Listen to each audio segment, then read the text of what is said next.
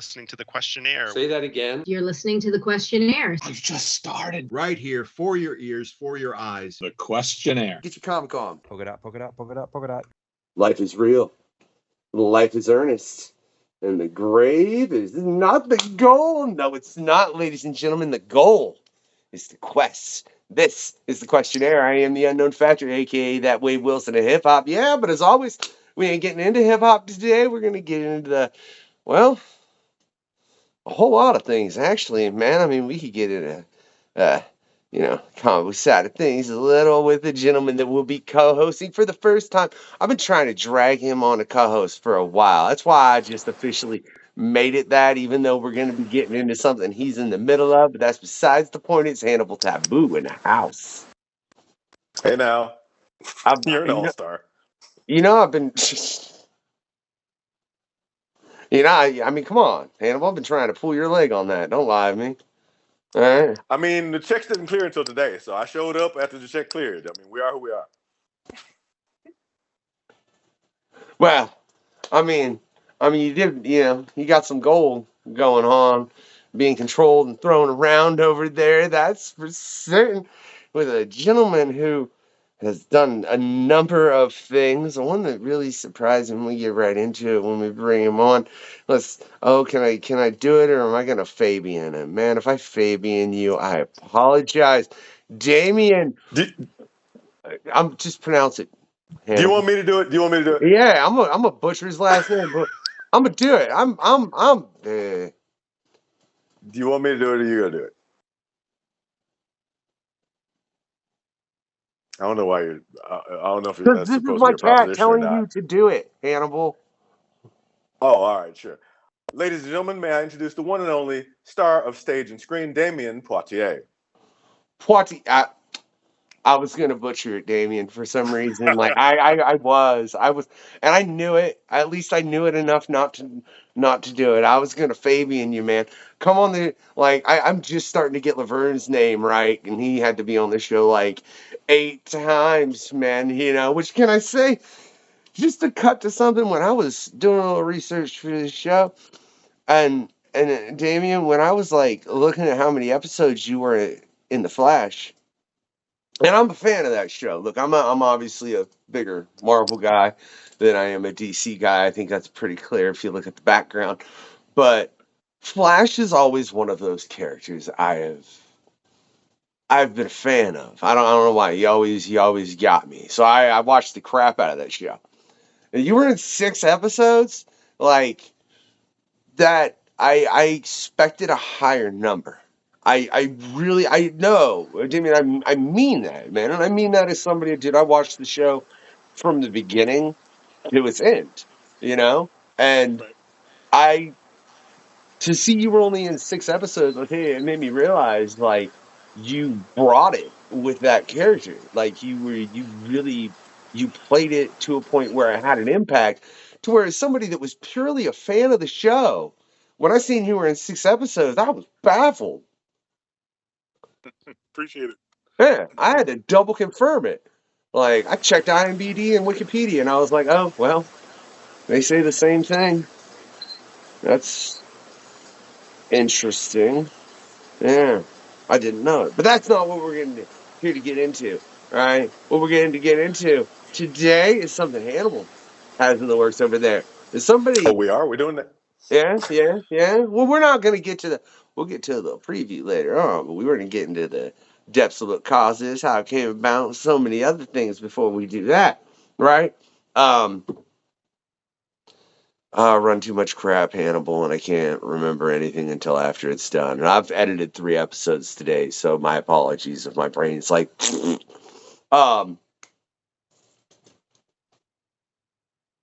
It's the game you played with Damion, and I cannot. It's it's because it's the only hashtag that I should have typed that out. Look, man, I don't take notes over here. You can giggle all you want. This ain't edited. It's unfiltered. I'm just waiting to see if you're gonna stop talking so I can say it. So, one of the new projects we have coming out, which no one has ever heard of, which we're debuting here on the Questionnaire, is a part of an umbrella content initiative called The Works, where instead of just doing a regular audio drama or just doing a regular audio book, I am narrating fiction works that I've created with a host of my most interesting friends, reading some of the vocal parts, mainly starring our good friend Damion Poitier here in two of the roles.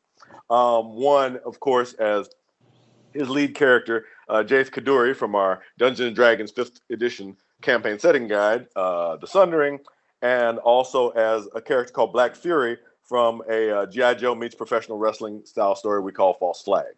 And those will be out this winter. We have a trailer that we're going to get to a little bit later, and it's just a whole boatload of shenanigans and fun that I've had a blast putting together. Wait, Damion, you're the main character in The Sundering? Kind of one of the leads, yeah. I didn't. Well, because look, the next thing we're going to be doing over here at the Questionnaire is going to be playing a little Sundering story, yeah, with Shiro, Dave, myself, and Alan Henry. I feel like we need to man. Now I really need that book, Hannibal. Like that's a whole different level. You took my brain, right? But I can send you the PDF, but it's a lot of spoilers. Oh, like as far as for the game we're playing, it would be so many spoilers. I mean, I like to do Doctor Who. I don't know, man. I really do. But Damion, I'm curious. What do you think of that, man? Because, like I said, I looked through what you did. What was your thoughts when Hannibal initially approached you with this? As Yes, far please. as, yeah. Yes, please. I've been playing D&D since I was 9. Oh, I played every Saturday from the time I was 9 till the time I was about 17. Like Saturday afternoons was D&D time. Unless I was dragged away, I was playing D&D. So it was a huge part of my life growing up. And when you're an individual that's melanated, you'll notice that a lot of Western media does not exactly centrify people that look like you. So one of the things, as I was growing up, I thought I saw more, and I must have glommed onto, because when I finally became of age to start performing and doing my own stuff, I'm like, okay, cool, who am I going to play? And I was like, there are very few roles to play here. So one of the things that I decided at that point, being creative as well as performing, was that I would create roles for those that come after to look up to, potentially play, exemplify, enjoy. I want to create what I saw when I was a child. And obviously that requires other individuals to associate with you and help you do such things. And Hannibal is a machine when it comes to creative output. So he was like, I want to do this with you. I was like, let's go. I will fully agree that he is. So going from that, I mean, you've played D&D for that long. And I mean, I think that is an interesting point. I think it's funny at the point you said, as far as I like how you a certain amount of melatonin. I think that's I love how you put that. Firstly, and can I say, you put me on a rabbit hole before you even came on the show, Damion. And I don't know how much you would want to discuss this, but it's on your Wikipedia. Universalism. Basically, the universe is composed of energy. It's not the official. There's an official universalism that I know about. I just kind of broke out a term, but the universe is composed of energy, right? Consciousness is the interpretation of said energy. So why does one thing have to be more right than the other? Your energy. Oh what yeah, happens no. to You after it's no longer in its corporeal form? Yeah, you sent me down a rabbit hole going through several different theologies that had used that in some capacity. Because look, I mean, I've studied a lot of mythologies in my day. I probably consider myself more what one would call agnostic. There you go.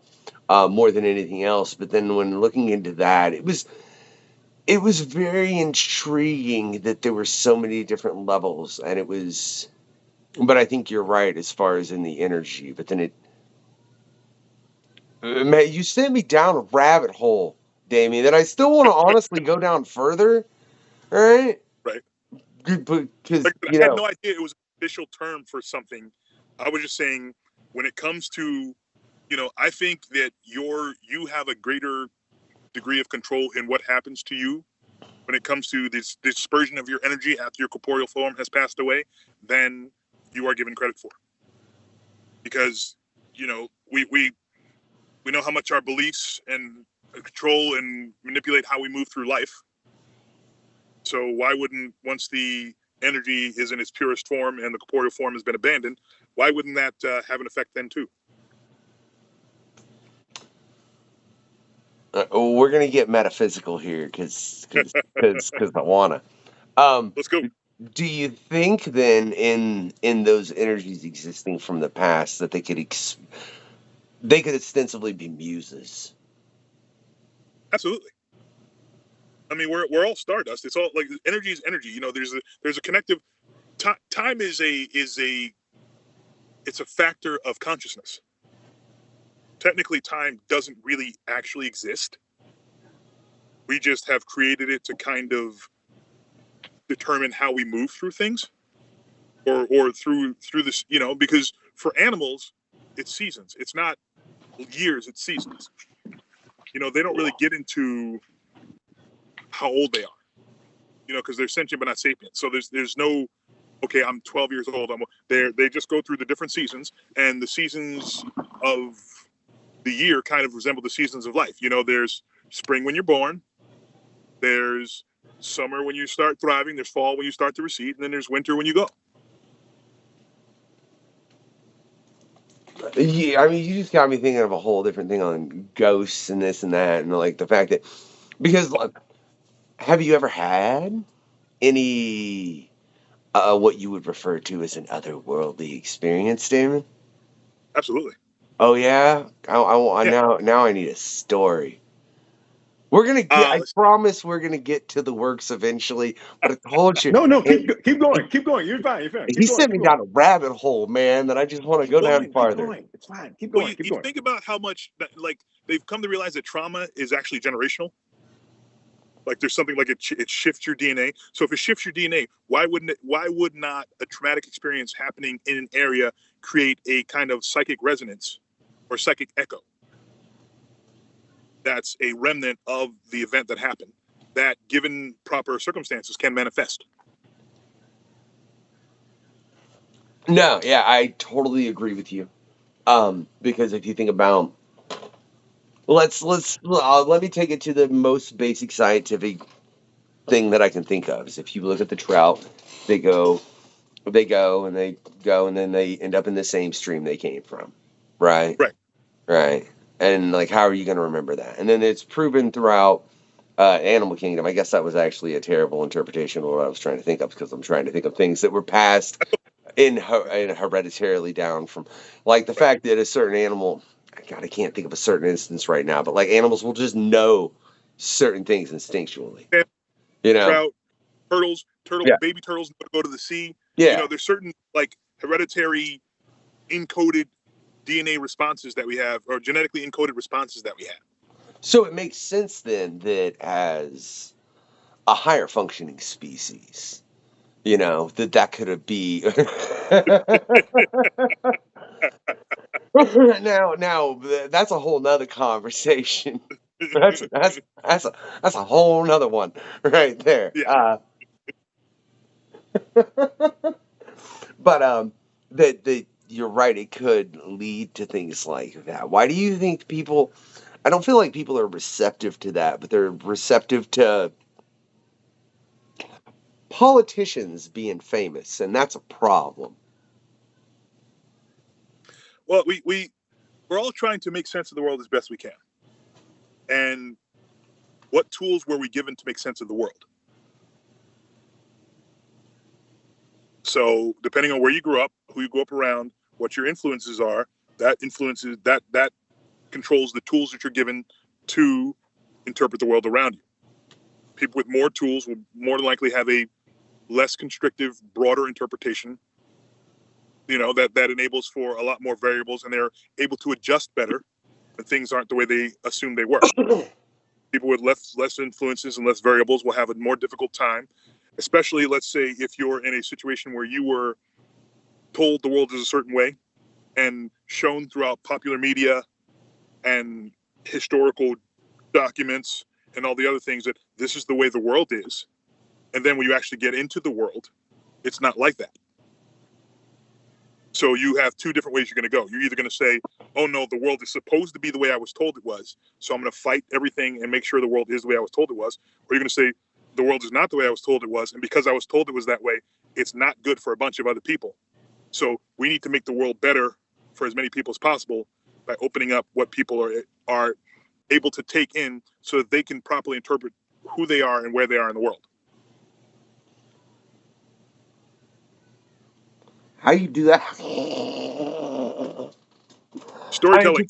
Because yeah, it is a great thing, and I mean, I think it's something that people don't realize, because if we can't come together at that level, and then a very small percentage of people, in my opinion, are the ones that are going to end up winning. Because then I think, well, and I've gotten into this on past quests, and I think part of the problem is people do not understand how much the art of war is being used nowadays, both socially and economically.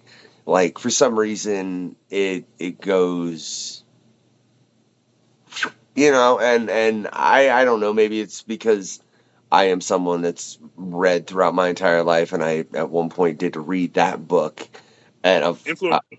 I've Ability to adapt based on said influences. yeah. So I don't know. I think what percentage of that problem, like, let's say there weren't people that it was in their best interest to keep us divided. Let's say those people didn't exist. You know what I mean? The people that, like, it is in their best interest to cause a disturbance over here so they can get away with this over here. Because I don't want to think about how often that happens. I really don't. But let's just say the probability those people do not exist, right? And there's nobody trying to just, for argument's sake, cause an argument. Do you think at that point, like, what would happen when you don't just have those arguments being caused for argument's sake? I mean, because you're still going to have people everywhere that just hate people for whatever reason. But do you think as an overall that it would just make it a little smoother? Not if we don't change the story. Because of the story, people will assume the roles that they know from the stories that they've been taught are the way they're supposed to interact. You have to change the narrative.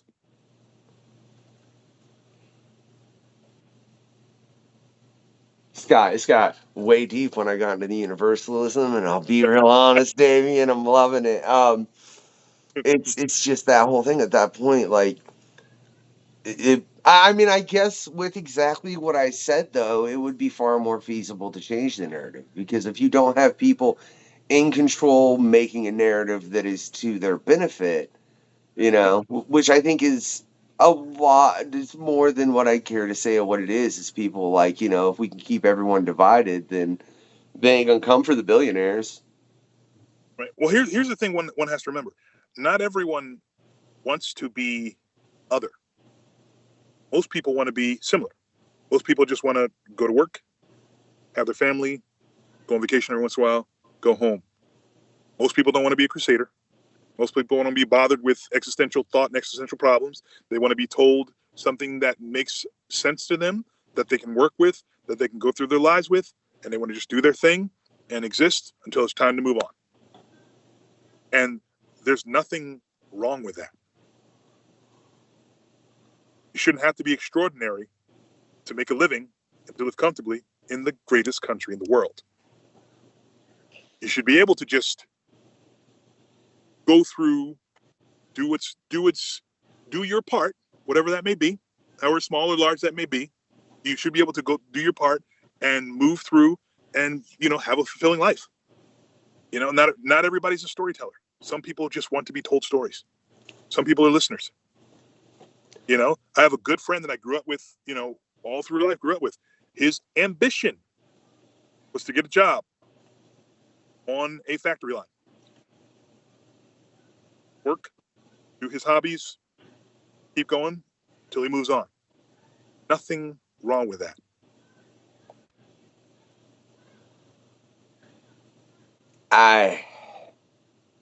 I completely agree. And I think the thing that I find the saddest in everything that you just said is the fact that based on how things went and how things were handled, and let's be honest, it ain't trickle down economics. Everyone knows what rolls downhill. You know what I mean? Is the fact that they're not allowed to, because it's not a livable situation anymore. Because, as I said, we all know what rolls downhill. I think it's interesting that you say it, because, like, man, I think people don't have existential thoughts. I'm like, really? Like, part of my brain, I mean, I know that happens, and there are people like that, but there's part of my brain that's like, people don't just think about this crap all the time. Really? Like, their brain just stops? How does that happen? It even gets worse than that, though, because when you present those people with an easy solution, they buy into it. And see, that's because they don't want to get existential. They're like, this is the way, you know, they're like, I just want to do what I need to do to get through it. I don't want to be a crusader. I want to do other stuff. So when everything's a crusade and everything, and you have to fight for this, you have to look into that, you have to understand this, you have to conceive of this, they don't want to do it. And so when you have someone who's like, you don't have to do any of that. Just follow me. I'll take care of it. you don't get taken care of in the long run. No, but that requires existential thinking to understand that. Really? How does it just not require knowing history? Like, there's no point in any civilization where it didn't collapse because the rulers made it idle. How many people actually study history as opposed to just memorize the facts that they are told they have to in high school or in school, throughout school? That requires an actual study of history, an actual like critical analysis of history, a recognition of the time, the area, and the circumstances you live in, and a conclusion of where you are in that cycle. If I just want to go to my factory job, put some stuff together that somebody's going to buy, and go home, eat TV dinner, watch some TV, play some video games until I pass on, that is a big ask. What?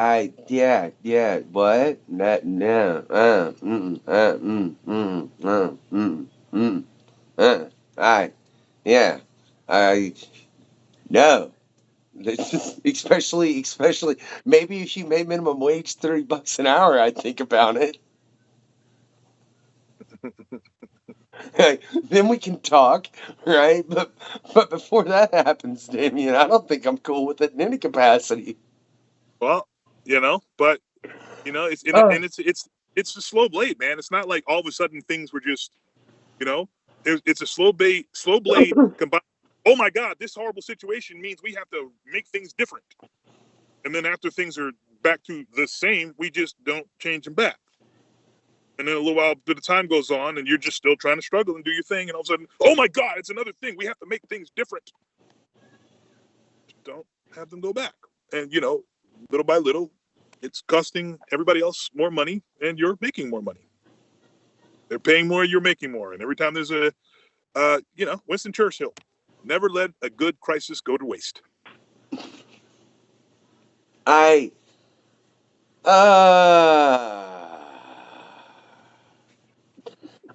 guess it's odd. Like, I look at those situations and I just do not.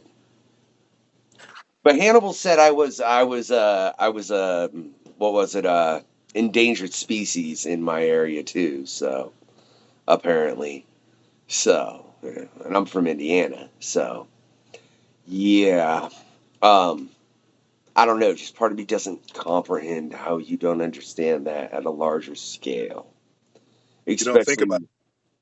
Hmm? You don't think about it. You don't understand it because you don't think about it. You don't go through the motions of understanding. You don't go through you don't do the work because the work is unnecessary, because by everything you see and hear and everything you're being told, all you have to do is what you're told you have to do. I was never good at following orders. I don't even have a script for this show. You know, like we just go off the rails and talk about things. Well, the funny thing is, when you think about it, and it's funny and frustrating at the same time, is Hannibal and I have an advantage because we were never catered to. So we were always under the impression that we had to make our own way. If you're paying attention, if you're paying the slightest bit of attention and you're not the standardized model, you know that you have to hustle, and you know that things are different. And sometimes things, sometimes you have to hustle more than others. Sometimes things actually go smoother than you were expecting. But if you're raised properly and you're not the standard model, you understand that you're going to have to do things differently. So you're automatically looking at, thinking, and going through things differently. For everyone else, it's a journey to get there. For everybody who comes standard, it's a journey to get there. You either have to be born differently enough that you just, you're there already, or you have some influence, a person, a piece of media, a story that you read or partook of that impacts you in such a way as it shifts your consciousness, it shifts your point of view from what you're being fed to what you're actually experiencing. And can I say, this is what, pardon me, this is what worries me about AI. I'm just going to say entertainment at this point. I'm not even going to say AI art, right? Because it's going to become AI entertainment. The second it's AI entertainment, you do lose the human side. I don't care how much people want, it's, you know what, that person, I think Hannibal, you actually made a post on, I believe, Threads earlier today. That person lived no life. That person's had no job. That AI has done none of these things. And that AI also didn't have to experience it from a standpoint of whatever the person may be. You know what I mean? Which is going to give different perspectives as far as what's your background, religion, where you come from, what kind. I mean, I've talked to so many different people in so many different countries running this show at some point. I'm like, Vlad, you got newspaper or you got newsstands? Whatever. That's over in Serbia. So, you see that. And I think once you get AI entertainment, man, I don't know about you, Damion, but there's a fear that all of that will be lost, and it will become so much easier to disassociate people from one another in that moment. Here's where my thoughts on AI. I've been looking at this and thinking about this a lot. Right now, it's not sustainable. They are pushing this idea of AI sustainability that does not exist. So the bubble is going to burst at some point because it's not generative, it's iterative. And with iterative construction, you have to continue to feed it. And if you stop feeding it, then it breaks down. It's like genetics. It's like why do certain breeds have so many problems of like dogs and things like that? Because they've been so interbred that there's not enough being fed into the genetic matrix to continue to create a healthy creature. So AI is iterative, and as long as we have iterative AI, the bubble will crash. They're trying to push it to the point where it becomes generative. They're trying to force us to accept it and believe in it and yada yada until it becomes generative. And I don't know that this cycle is going to bring that. I don't think it is. I think there's going to be a big crash. I mean, you look at Google searches right now. You're already getting a lot of it's already horrible. It's already eating its own tail. So the biggest problem for me for AI right now is the amount of resources being wasted and tried to make it into something it's not. And one other thing, the labeling of everything as AI. Not everything that's algorithm assisted is AI. You know? Yeah, I think it is a weird people making that distinction on everything as far as something is that, because I've seen it a couple times. I don't remember. God, I wish I could. There was something I seen it on recently, and I was like, that's not AI. It's just a program that's running an algorithm that, like, it ain't got nowhere near the advancements of what you're referring to. Let's be clear. Like, Facebook algorithms aren't AI. They're just algorithms. They're computer programs. If they get to AI, Lord help us all. I'm really, really scared. You know why? Hmm? Real quick, let me interject. I'm not scared of AI. I'm not scared of AI because of this. Anything that becomes super intelligent is going to realize that we're not worth it and leave.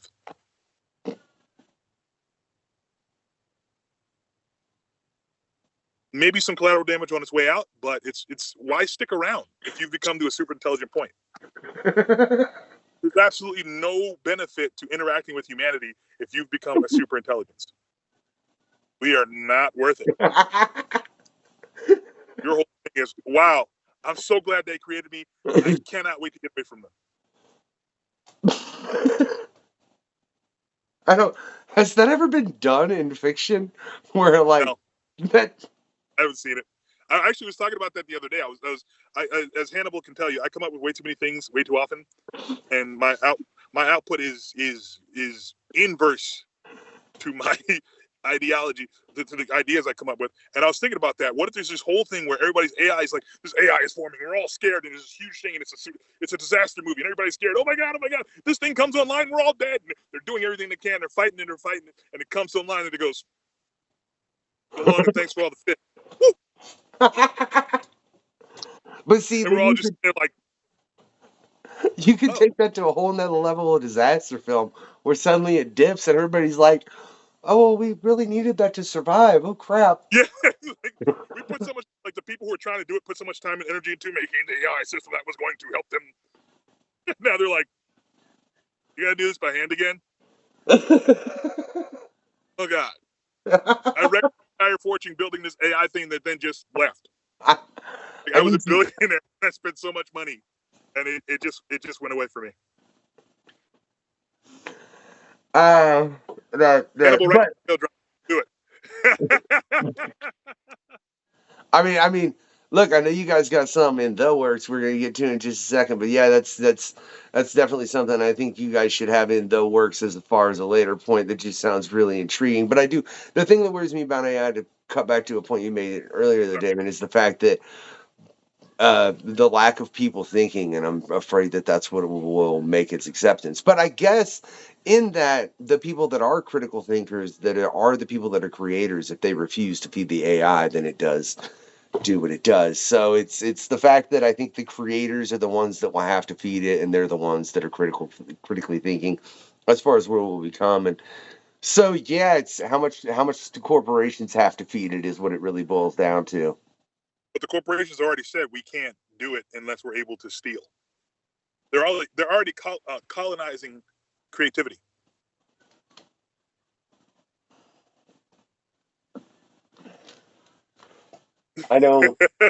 I look.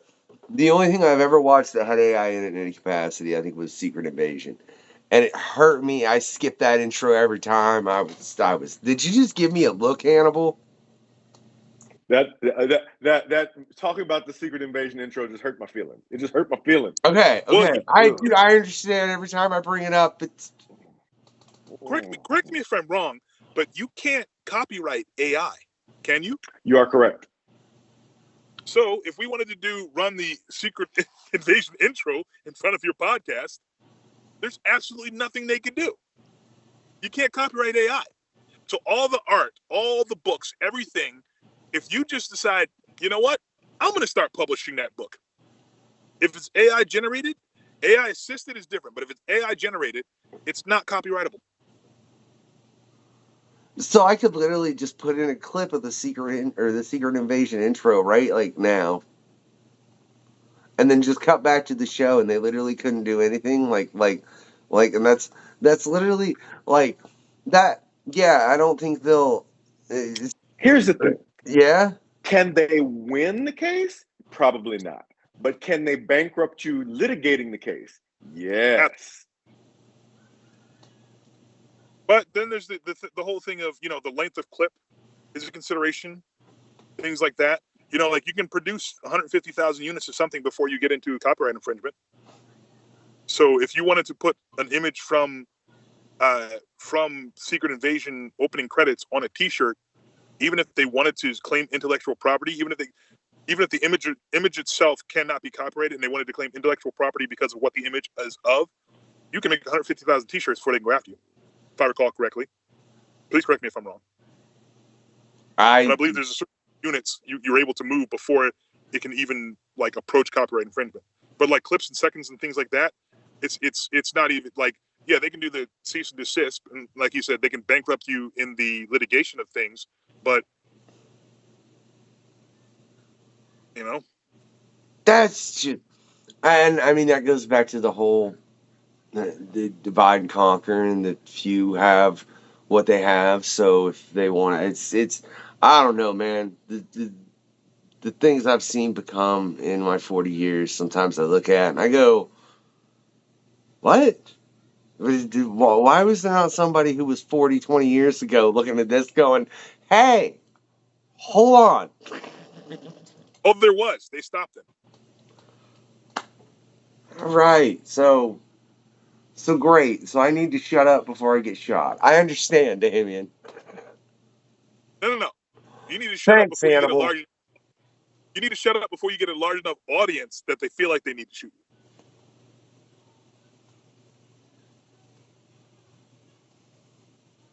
All right, so, but what we were talking about is the works, right? Real quick, what I want y'all to do, I want y'all to check out this quick trailer, right? And Hannibal got to me. And then we're going to get into how this all came about for all y'all out there, ladies and gentlemen. But for now, enjoy this.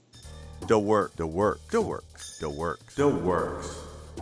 Fantasy. Hope. It's not what it used to be. Adventure. That creates more problems for me than I want or need. This winter, the written word comes alive as Hannibal Tabu and some of his most interesting friends give you the works on YouTube. The prophecy that actually led you to me can remain our little secret. With the talents of stars of radio, television, and the silver screen, as well as emerging talents too, this ain't your daddy's audiobook, and it sure as heck ain't your mama's audio drama. My uncle, my ex, and my friends in Danger Watch left me to die. Hear Malcolm Barrett, Damion Poitier, Kevin Grievous, Sophia Fredericks, Aniwa Buachi, Fearless Fred Kennedy, Ella Tabu, and so many more in bite-sized weekly installments, all collected in a bingeable chunk when they're all released. What's the cost to you? Free $99. That's right, all this is completely free for you to enjoy, with bonus content going through Substack.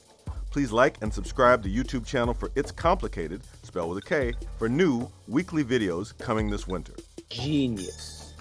All of you. Simply genius. All these new ideas, new stories. Make it big. Make it bold. Hannibal Tabu presents The Works. Don't settle for less. Look upon my works, ye mighty, in despair.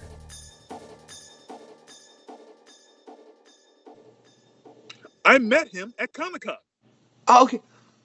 Because part of my brain was like, I feel like you guys should have known one another with just some of the stuff you'd respectively done. We should have.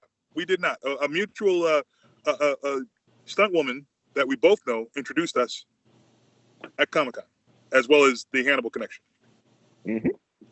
Yeah. Alan's a great guy. I don't know when I cut this show back in and started it back up, but we just started talking about some things, and we're going to talk about some other things. I hope y'all enjoyed that preview. You know what I mean? And now we're going to get into the works. Right?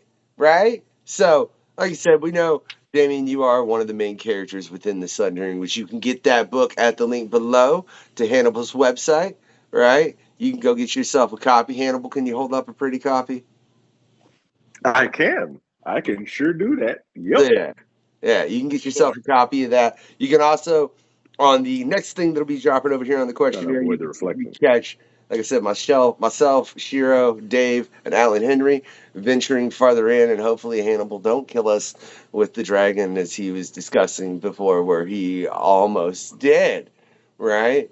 So, what was the discussion between you two to initially take it to a book and then to take it to that next step and do what we've just seen a little bit is forthcoming? Well, I'm so busy that really the only way I could get into a D&D game is if it was a streaming situation. Just I got so much going on in life. So the initial idea was to put together a circumstance which would enable us to stream the game. And so we were not able to get there this time. And circumstances here shifted into a point where I couldn't even put together the pilot I was trying to put together for the streaming. But, things happen in the future. We're moving forward, moving it into different formats and things like that will enable a broader audience, which could bring it together to bring the stream. Because I am dying to play Dungeons and Dragons on a semi-regular to regular basis again. And there's so much going on that it's very difficult to justify the time. But if I'm actually utilizing it to, broaden my audience, yada, yada, yada, all that other stuff, then it'd be a lot easier to justify it. So Hannibal's had the World of the Sundering in his head for quite a time. He's been cooking at for a while. I had some fun things that we sprinkled in that he seemed to enjoy. And, Jaith and the class and, a couple of the monsters and races, things like that, we sprinkled in that added some flavor to it, which was enough for me to claim a co-author credit. And we made sure we had enough that my name on the book makes sense as a co-author. And then, we discussed the world. We talked about it. We ran into, Hannibal ran into the people of... right, that. Come on. This is the part where I'm supposed to get it. So, what had happened was, many, many years ago, I met this publishing company that at the time was called Unlikely Hero Studios. And they had a book out called Super, which I thought was one of the best possible superhero team books that I have ever seen, from art quality to coloring to writing and it was all coming out of one dude's head, and it was just amazing, right? So at the time I was working for Comic Book Resources and I was reviewing, and I went in hard. I put all my chips on the table for Super. I said it was amazing, and then I forgot about it because that's what my life was like, because I read 30 to 70 books a week. Then I went to San Diego Comic-Con. I found their booth near the back of the convention hall. And I said, "Oh, wow, it's you guys." And they're like, "Hi." I'm like, "I'm Hannibal Tabu." And they swarmed me. They came out from behind the table and hugged me, which I'm not a hugger, but I let it happen. So it was awkward. But so we've always had this kind of connection that way. And then they had been looking for an excuse to work with me. I'd been looking for an excuse to work with them. Damion was like the secret sauce that I thought made it all work. We came up with a deal. Everybody was really happy with the deal. We put out the book. We asked for $12,000 on Kickstarter at first. We got $54,000.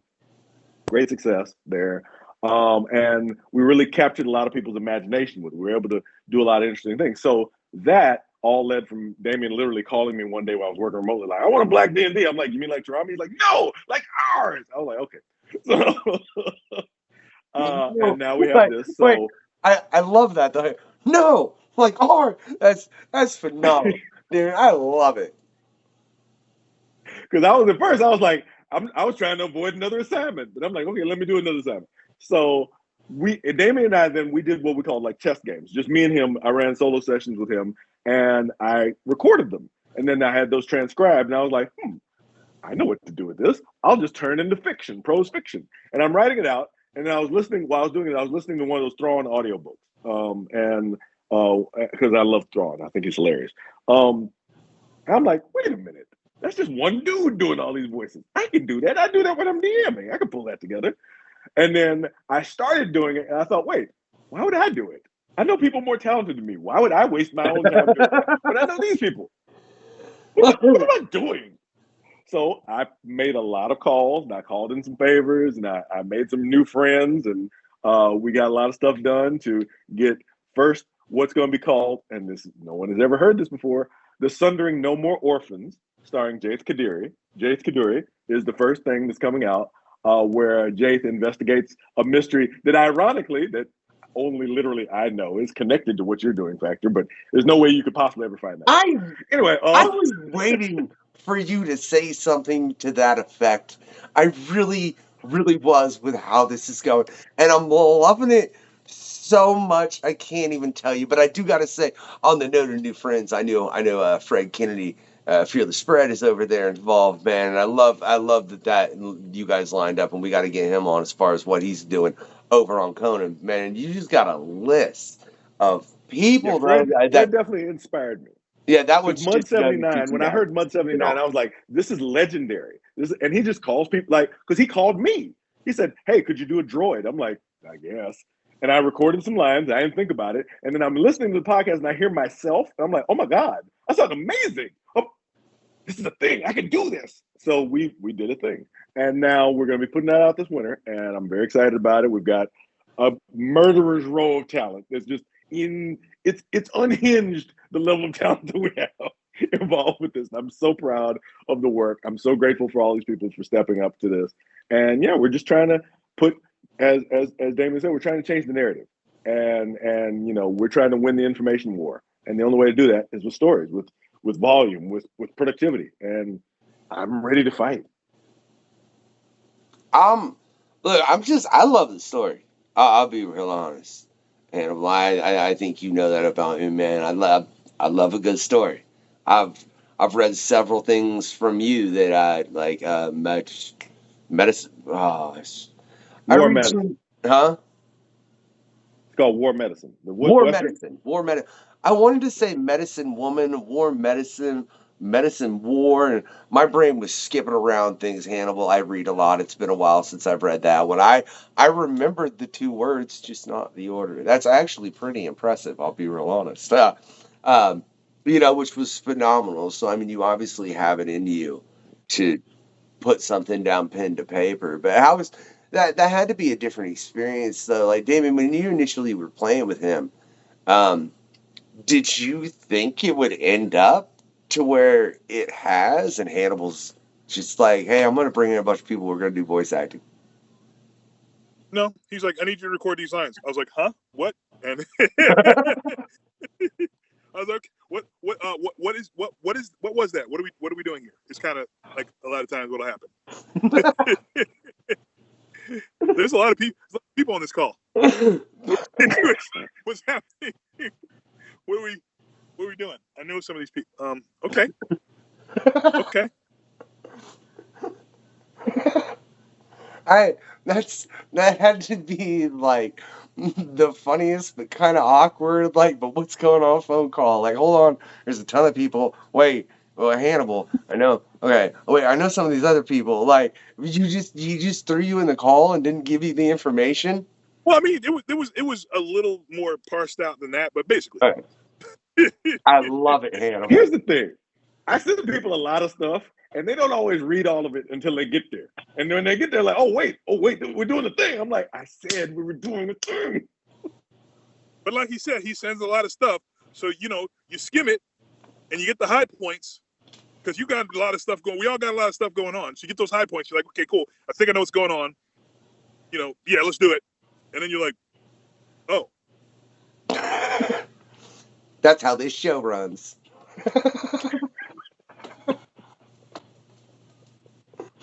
Hannibal nods in agreement because you know that it's fact. So with this, I mean, you said earlier on, Hannibal, that there's going to be several different components to this. Yeah, so the Sundering is the first part of it because I want to, as we're talking about changing the narrative, hit a lot of things. So there's a fantasy component, there's a adventure component, there's a science fiction component. There's a lot of different approaches and different stories that I will do in seasons to do this. So the gag is, let's say that the original recording of The Sundering No More Orphans is probably about an hour and a half, right? So I chopped that into 5 or 6 different 10 or so minute components, and I post those individually to YouTube because people can listen real quickly. Like, oh, I can listen to this real quickly. I don't have to sit down, invest my whole day in this, like, certain other streams or videos that may take a long time. Whatever. Quick. That's what they need to do. I mean, we are who we are. But then at the end, I put it all together as a bingeable chunk. So I give them the Disney Plus and I give them the Netflix. However they want to consume it is however they want to consume it. I'm not picky. And then I say at the end of season 1 of No More Orphans, I'm like, and since I've literally, because season 1 is one game that I did with Damion, and I've got the second one just sitting. I'm just transcribing it right now. So, I mean, I've already got season two written. I just have to transcribe it and figure out. All right, you're an actor, you do it, and now you go. So that's easy. And I want to do it that way in seasons, which is something I learned from Jay Ferber when he did Noble Causes. He's like, I'm not going to do an ongoing series that's going to get canceled. I'm going to do a bunch of miniseries, drop them, get this heat, move on. And I was like, all right, word. Let me take these notes from you, Jay. Word. Good looking. I'm still waiting on my Frost t-shirt from him, but he said I could bootleg it if I want. Anyway, so basically the model, I wanted to do something that was like a live play, but where people didn't have to wait for us to roll dice and count and do math. But it had all the storytelling of a live play, and it had the acting that you can put into a live play without waiting for the mechanics and the kind of awkward pauses. Because with the audiences that I deal with, people got stuff to do. We got kids, we got stuff going on. So we got to keep it punchy and keep it rocking. And then when they want to sit down with it, there'll be even more nuance they can pick up, because it's so hard for me not to spoil the continuity every time I open my mouth. It's so hard. All I know is you make me want to do something with how I do that, and now you're just giving me more like, oh, that would be cool to edit that way, and I choose to. I'm curious, when you guys are getting into this, how do you make sure that creatively you're not putting too many plates on that pole that we're all respectively spinning? You know what I mean? How do you make sure that the other plates don't lose spin when you have that other idea? The same way everybody does. You run from pole to pole, and you start hitting slate when it stops spinning. And then you look over there and realize that one's slowed down, and you run over there, and start hitting plate. I love how that metaphor has really sunk into popular consciousness, for one, because it's like only was on TV for a few years. But for me, I've got a lot of broken glass on the ground. I'm not gonna lie. I've got 2 divorces behind me, so I don't always keep the plate spinning. But I try to run as fast as I can. I just, I'm not as good at it as some people, and I've left some broken glass in the wreckage therein. You just gotta pick which plates are the most important plates and figure out how you can make yourself stay on those plates, which is very difficult if you have a lot of plates. You have to say, this plate has to keep spinning, this plate has to keep spinning. God, I don't want that plate to fall, but there's this plate. Can you think of a situation where you had that happen and you knew you had to let the plate fall? And what was it, if we can get into it? I mean, just like behind the curtain a little bit, Hannibal? Go for it. I have not recorded all my lines for the narrative. Because it'll be fine. Life real hard at me right now.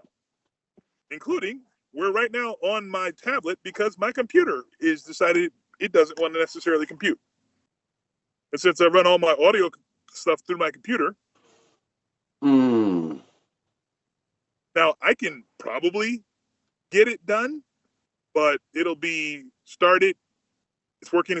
What just happened? Wait, did I lose anything? So the frustration aspect of it, in terms of trying to do it until the computer is computing, as opposed to just, unfortunately, putting Hannibal in a bad space and waiting, is, there's so many things we're trying to do. If I can't ensure that it's going to be done in the time I allot for it, that's burn time. That's another plate hitting the ground. I got plates I can't let fall. Unfortunately, that plate is going to have to wobble until, but we got some lead time, and Hannibal has made a lot of adjustments for my schedule, because when I say my schedule is kooky, again, the reason why I need a streaming thing to make it, a streamed, somewhat remunerative effort, is because then I can set this time aside and say, this plate has to keep spinning because this plate is putting on other plates. He keeps saying that, Hannibal. And you know what I keep thinking. Don't you? What do you keep saying? I actually do know what you keep saying, but I've been avoiding saying it because I know how you're going to try to play this, and I don't know how it's going to play out, honestly. So I'm just over here with some popcorn, honestly, today. just keep saying that, Damion. You do. You keep saying that. And I'm like, we're at a moment right now where, like, it'd be really handy if that thing would just summon one more person and get me out of this situation that I'm in, and where Hannibal left us in that game. I don't know how he would handle if you agreed to come play this Saturday, and then we would be going, we got, like I said, we got Alan Henry up in the group, so, just throwing that out there, Damion, because you keep saying streaming and I can't help myself. I would love to, but there are plates, man. All those plates. Fair enough, man. But you said if it was solid and streaming, you consider it. And we got one episode in the can. And it was, I'd like to say it was pretty crisp. And, I couldn't. Hannibal was eating his popcorn just waiting for me to ask that question because he knew it was coming. I know you knew it was coming. Fortunately, there's the remunerative aspect of the streaming. Yeah, you're forgetting the David Blake rule. If it don't make dollars, it don't make sense. I'm working on it. We're all working on it, fam. I mean, I don't know. Like I said, I was just gonna see how it played out. Yeah, and that's why I can't say how much I appreciate you coming on, Damion. Really, like, I'd like to think these last, for everyone that's been checking out the questionnaire. I mean, we had Ross Ritchie on, then we had Kevin Mellon, who just directed Hitmonkey season 2. Then we had the Epic Voice guy, who's Transformers 1. He's playing Shockwave, and now we've got you on the show. Then we're gonna have the next episode will be us playing D&D with, like I said, Shiro, Dave, myself, and Alan Henry. So I love the way things are going, and there have been so many phenomenal conversations over here, and I love the way this started before we got into the works. I won't lie, I think that's gotta, you definitely, Damion. I'd have to really, really think about it, but you're for sure in the top 10. I don't know if I could pick a top 10. I say top 10 because I'd be like, that's 10. Number them. Screw you. Like, no, I'm not doing it. Why? Because those were all epic. That's just how that was. What are you going to do? So, for everyone out there, man, I do want to let you all know you definitely need to check this out. Like, I wonder, how much have you got planned? You already got season 2 in the works. Like, do you think... Okay. Are you... I would say, yeah, okay. Story time with Hannibal. Okay, here's what I can reveal today, because you're the first person to hear this. We start off with the Sundering No More Orphans, which stars Jace Kaduri, which is Damion. We then go into False Flag Azores, which also stars Damion as Black Fury, which is a very, very big cast with a lot of really wild stuff going on. Co-written by my man, Ryan Thomas Riddle. We used a company called Zoom Catchers out of Oakland to really help us with a lot of technical stuff on that, so that's great. After those two, I'm probably going to try to move into one of my science fiction novels, which will probably be The Crown Ascension, which is probably going to be the next thing. I'm going to try to do more of the voices because I respect a lot of people's time, and there's a lot of characters in that book. So I'm going to try to do more of the voices myself there. I'll probably only call in like stunt casting for that. Oh my God, I'm so excited about the Sundering because, okay, I got to stop it. Okay, I'm trying not to spoil everything because I got 2 actors for the Sundering thing that, well, I got like 3 or 4 actors that I really didn't think I could get. Eliza Pearl is one. Stop. Let him talk. No. I'm not telling who they are. I'm not telling the characters. So there's no story reveal, right? But I mean, the names are on the trailer. That could be a pop announcement, Hannibal. This is the announcement. We just debuted the trailer. Save it for the next pop announcement. The names are in the trailer. I'm not saying anything that they wouldn't have already seen. True. It's a good point. Good point. Carry on. We got Eliza Pearl, who I'm extremely excited. I first saw her on Shield of Tomorrow. I mean, I'm really excited that we got her on board. We got my this woman named Aniwa Buachi, who was on Archer and X-Men 97. She actually used to work with the Los Angeles Drama Club doing Shakespeare with my kids. So she's like really involved in the community. She's fantastic. Her voice is I can't wait for you to hear what she does with that, but I'm not going to spoil the story. But the biggest one, the one that like when I was sitting there, because we did record them together, Damion and Malcolm Barrett. The chemistry read between those, the tension, it was bananas. It's absolutely freaking bananas. So I'm really excited about that. And that's just the first thing. I mean, I've got like Kevin Grievous is in the False Flag thing, the maker of the Underworld series. He was also Black Beetle on Young Justice. He's got a gigantic resume. He created the Blue Marvel for Marvel Comics. So yeah, I've got dope friends, and they've agreed to come play with me, and I really appreciate that. That is man, like you've assembled a list there, Hannibal, and I'm very it's the thing I think really when you tell me this story is the fact that you looked at it and went, yeah. When a lot of people would hear just what you've explained and went, no, I'm good. The dark gift is different for us all. I mean, I'd certainly agree with that. I'm sure there's a lot of people that would look at the back end and everything of all this and be like, you're crazy. And be like, yeah, what's your point? Like, it's not gonna debate it with you at all. What? Oh, dude, just just the endeavor of going into that. Did you worry about people being able to?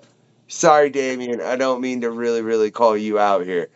About people like being able to meet deadlines and everything and get to proper situations where they could record. Okay, I'm going to tell a secret that I should not tell because it's literally how I've made my entire career. I work in project management. That's my job. I make things happen professionally. And when I do this, I use this amazing tactic called lying. So, for example, if I need something on, say, August 1st, right, I'm going to tell somebody that I need it on July 1st. That way, when they're late on July 5th, I call them up, oh my God, you're ruining the project. Why are you driving me crazy? They're going to fire me. Oh my. And I yell at them relentlessly for 2 solid weeks, even though I don't need anything. So by the time they actually turn it in on July 17th, which is 2 weeks ahead of when I actually need it, I'm like, oh my, I don't even know if we're going to be able to make this work now. Oh, you're killing me. Oh. And then I just hang up the phone and have a snack. And I feel much better about myself. And certain people in my life have figured out that I'm lying to them a lot this way, especially because all of the clocks in my house are set 15 or 10 minutes fast, but I don't know how far ahead they are. So people are like, wait, is that a lie? I'm like, is it? Is it today or is it not? Do you want to gamble? Oh, fine. And then they go. And I've been doing this literally for like decades. I learned this back when I worked at Rap Pages. Yeah, so yes, I'm worried about people hitting dates. That's why I never tell them their actual dates. You think he's ever done that to you, Damion? He's told me how many times he's done it to me. Oh my God. Well, because I also forget. I forget to keep lying. So I should cut that into a reel and really put it out there, is what you're telling me, huh, Hannibal? I won't stop. Right. People will figure out. Hannibal is just fibbing, so you freak out. All right. But is he? Yeah, like sometimes I switch it up on him, and this is the real time. I mean, in the grand scheme of things, if you really think about it, if you're talking about the entertainment industry, no, you're not lying at all. Because if you can have it in a month earlier, then it makes it to where if something does happen, whatever that might be, whether it's something personal or a tech issue or coffee got spilt on the wrong laptop or whatever it may be, things happen. You would have time to remedy that based on the fact that that was a month early. So I will give you technically, in the best case scenario, no, you're not lying. That's when you should have it. All right. Fair enough, Hannibal. Whatever, you win. Just don't kill me tomorrow or Saturday.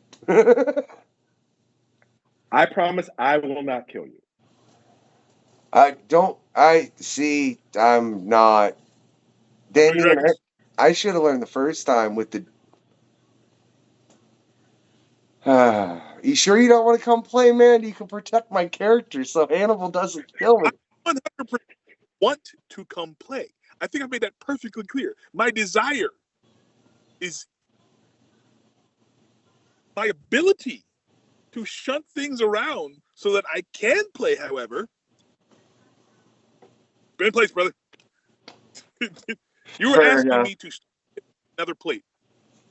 Fair as enough. much as I don't appreciate it. Especially because it's a lovely plate and I want to spin it. I want to spin that. I'm looking at that plate. I'm like, that plate should be spinning.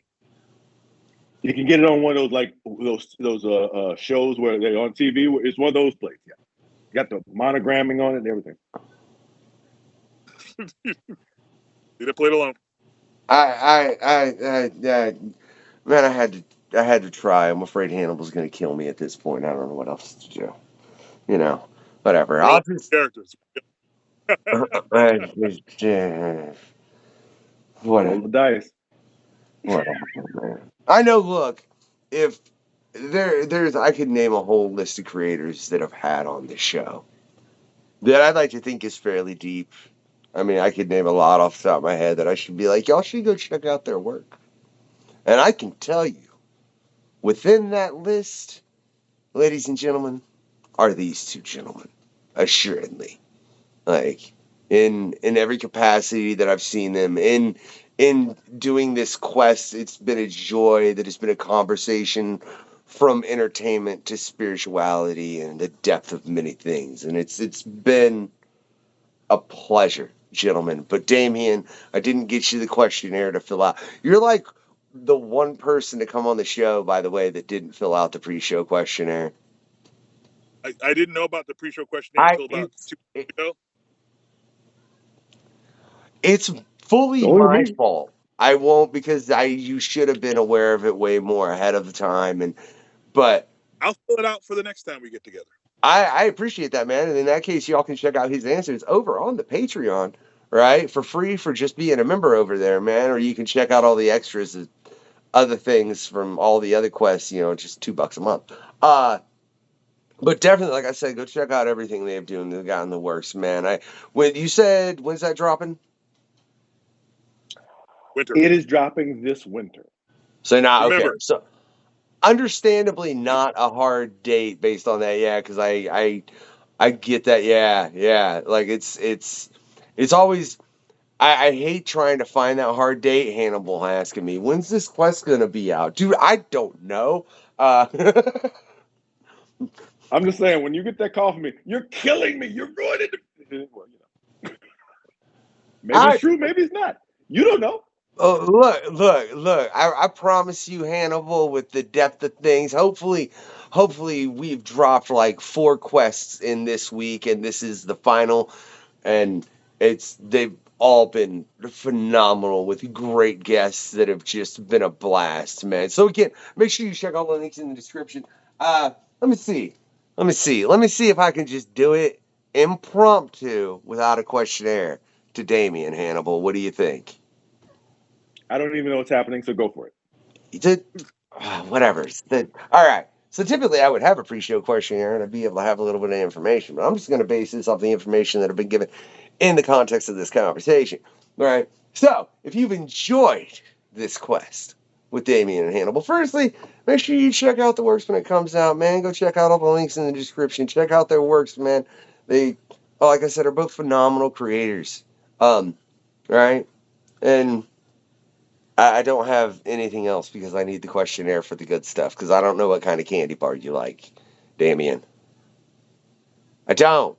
It was one of the questions. It would have made sense at this point, right? And the other part probably wouldn't have been as bad, right? Because for everybody out there that didn't enjoy this quest, again, and I'm going to ask it every time, why are you here? right? Like really, why are you hate watching stuff, man? I promise there's something out there you would enjoy. You don't have to hate watch it, though I do appreciate you watching, right? So if you didn't enjoy this quest from Damion, what I want you to do, right, is just give him more and more and more and more and more plates to spin. And make it to where it's not a choice. He just has to take them. Because, well, frankly, none of us want that, if I'm going to be real honest. Besides that, ladies and gentlemen, I just want you all to do 3 things, right? 1, I dropped it. Pick that Give up. it that thumbs up, right? 2, always get your comic on. And 3, have a good night, y'all. This has been the questionnaire. Where's the link? Thanks for checking out the questionnaire. In the link below, yes? I will drop it like it's hot. That's another party. It's cool, man. I love it. The questionnaire. That is all.